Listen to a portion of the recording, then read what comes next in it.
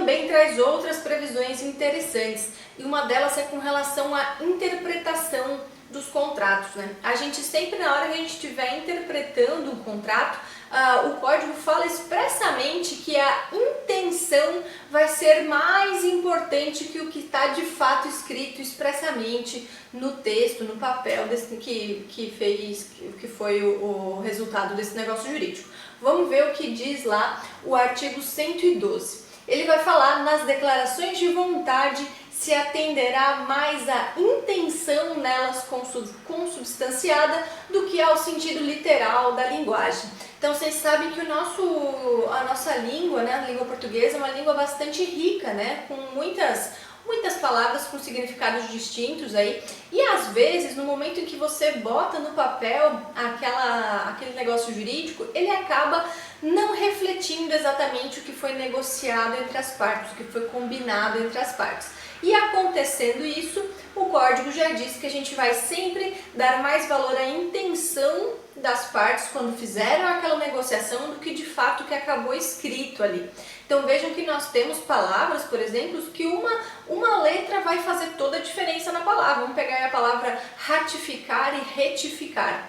Muda só uma letra nessa palavra, mas essa letra faz toda a diferença no significado dessas palavras. E isso vai acontecer também na hora de você redigir um contrato, por exemplo. Às vezes um errinho ali em uma palavra vai mudar o sentido do que é aquele negócio jurídico. Então, se isso acontecer, se houver uma divergência entre o que está ali escrito e qual era a intenção das partes, prevalece a intenção das partes. Essas premissas a gente também vai ver lá no artigo 113, que vai falar: os negócios jurídicos devem ser interpretados conforme a boa-fé e os usos do lugar de sua celebração. Então a boa-fé é um elemento aí importante que a gente vai utilizar na hora de interpretar o negócio jurídico, né? A gente tem que sempre pensar que ninguém pode se beneficiar da sua própria torpeza. Então a gente vai sempre considerar a boa-fé na hora de interpretar esses negócios jurídicos. Outra questão importante que nós temos com relação aos negócios jurídicos e a manifestação de vontade dos negócios jurídicos é a previsão lá do artigo 114, que vai falar que os negócios jurídicos benéficos e a renúncia interpretam-se estritamente. O que quer dizer isso, um negócio jurídico benéfico? Negócio jurídico benéfico é aquele negócio jurídico que somente uma das partes vai ter benefício e o outro não. Isso acontece, por exemplo, numa doação pura, né? Quando a gente está falando de uma doação, uma pessoa está doando para outra sem querer nada em troca, sem pedir, sem condição, sem termo, sem nada. Simplesmente doando, sem encargo, sem nada, né? Faz uma doação para o outro.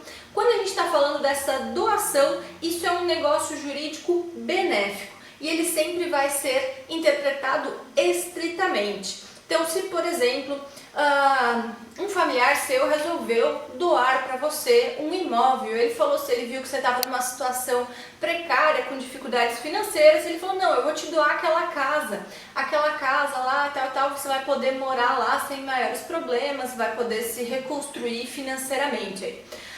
Agora, você, quando chegou na casa para morar, feliz da vida, com a sua malinha, você se deu conta de que a casa estava sem os móveis. Quando ele fez a doação, ele acabou retirando os móveis. E daí fica a dúvida, né? Essa doação, quando o sujeito falou que doaria a casa, isso incluía os móveis que estavam dentro dessa casa também ou apenas a construção?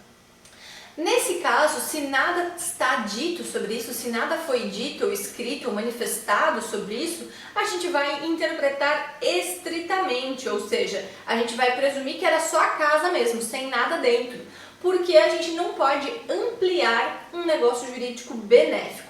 Então a gente não vai considerar, não, mas a gente estava falando implicitamente, ficou garantido aí que vinham os móveis juntos. Não tem nada disso de implícito aqui num negócio jurídico benéfico.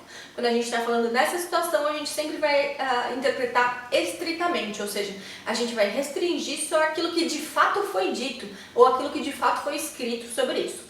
A mesma coisa acontece na renúncia. Então, se por exemplo você renunciou a um determinado bem da herança em favor de outra pessoa, a gente não vai estender essa renúncia, a gente não vai poder ampliar o objeto dessa renúncia, ele sempre vai ficar limitado ao que de fato, estritamente aquilo que foi dito, aquilo que foi manifestado. A gente não vai poder ampliar. E isso é justamente para não prejudicar essa pessoa que fez esse negócio jurídico benéfico, né? E acabar se prejudicando. Para finalizar, a manifestação de vontade nos negócios jurídicos, essa manifestação de vontade, ela pode ser receptícia ou não receptícia. O que quer dizer isso? Receptícia é uma manifestação de vontade que tem um destinatário bem determinado, né? Então, por exemplo, quando você faz uma compra e venda, quando você faz uma locação, quando você faz uma doação, todos esses negócios jurídicos, você em regra está tratando com uma outra pessoa, né? Que vai ser o destinatário dessa manifestação de vontade. Se a gente consegue determinar quem é o destinatário, né? Existe um destinatário certo aí, essa manifestação de vontade vai ser receptícia. Agora, quando a gente está falando de uma manifestação de vontade que não tem um destinatário certo, que ela é geral para quem quiser, para quem puder, para quem tiver interesse ou para quem se encaixar, ela é não receptícia.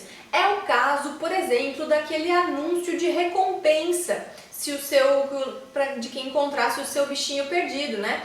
Esse anúncio de recompensa, ele não tem um destinatário específico. Qualquer pessoa que se encontrar e que achar o seu bichinho, vai, a partir do momento que a pessoa acha, ele se encaixa aí como destinatário daquela mensagem. Então, nesse caso, vai ser uma manifestação de vontade não receptícia, porque ela não tem um destinatário específico, beleza?